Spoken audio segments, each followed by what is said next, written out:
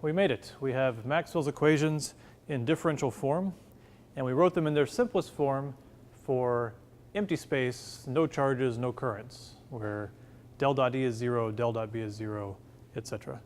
So what we want to do now is see what did Maxwell really do to get them named after himself. So they're called Maxwell's equations, and his name is on 1/2 of one of them. So it's really only 1/8 Maxwell's equations.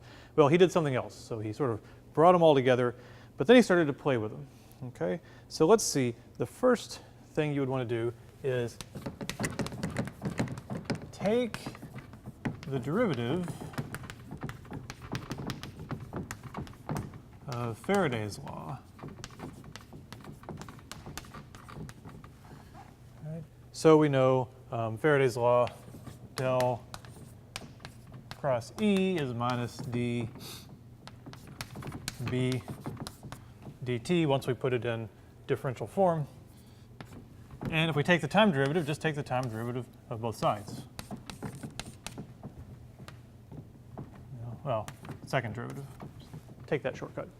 And just like you can move spatial derivatives in and out of each other, you can move the time derivative inside of here. So you get del cross dE dt is minus d 2b dt2.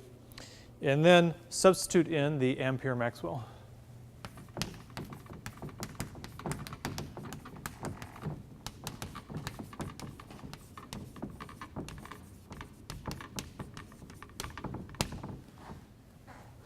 So let's see, what we're going to do there. We're going to take what we would usually have as dE dt, which is del cross B, and put it right there. So it would become del cross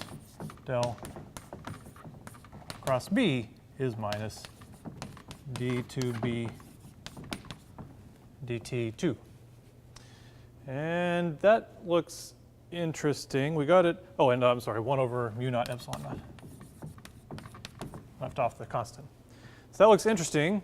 We have it all in terms of one field, B, and we know that we know how to deal with that second derivative, but what is this?